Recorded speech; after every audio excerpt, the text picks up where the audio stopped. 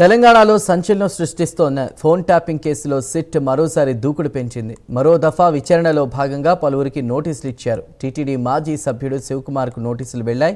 మే 28న విచారణకు రావాలని నోటీసులో పేర్కొంది సిట్. శివకుమార్ యుగ తులసి ఫౌండేషన్ చైర్మన్గా ఉన్నారు. ఇక ఫోన్ ట్యాపింగ్ బాధితుల్లో శివకుమార్ పేరుందా లేదా అని ఆరా తీస్తున్నారు. బంజారాహిల్స్లోని ఇంటిగ్రేటెడ్ కమాండ్ అండ్ కంట్రోల్ సెంటర్లో ఈ విచారణ జరగనుంది. రైట్, ఇక ఇదే అంశంపై పూర్తి వివరాలు మా ప్రతినిధి కుమార్ అందిస్తారు. కుమార్. Thank you Chandu.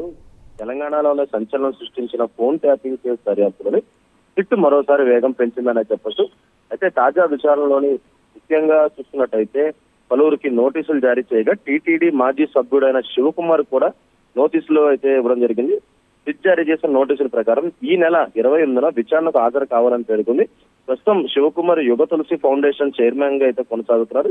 ఈ కేసులో ఫోన్ ట్యాపింగ్ బాధితుల జాబితాలో శివకుమార్ పేరు ఉందా లేదనే అంశంపై అధికారులు ఆరాధిస్తారు. కేసుకు సంబంధించిన కీలక సమాచారాన్ని సేకరించే దశగా విచారణ కూడా జరుగుతుంది.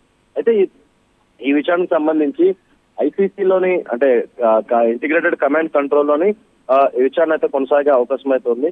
అయితే తెలంగాణ ఫోన్ ట్యాపింగ్ కేసులో సిట్ దర్యాప్తు అయితే వేగవంతం పెంచిందనే చెప్పొచ్చు. ఇప్పటి వరకు కూడా ఈ కేసులో చాలా కీలక మలుపులు తిరిగి ఇటు రాజకీయంగా కూడా చాలా మందిని విచారించడం జరిగింది. అంటే ముఖ్యంగా తెలంగాణ మాజీ ముఖ్యమంత్రి కేసీఆర్ తో పాటు కేటీఆర్, హరీష్ రావులు కూడా ఫోన్ ట్యాపింగ్ కేసులో సిట్ బృందం విచారించింది.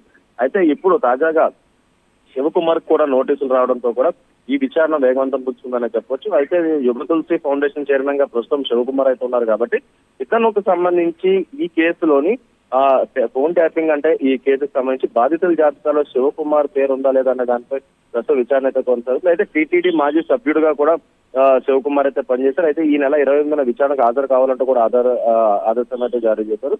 అయితే బంజారాహిల్స్ ఐసీసీ బిల్డింగ్ లో ఈ నెల 28న ఏదైతే విచారణతో కొనసాగే అవకాశం అయితే ఉందనే చెప్పొచ్చు Chandru. Right Kumar, thank you.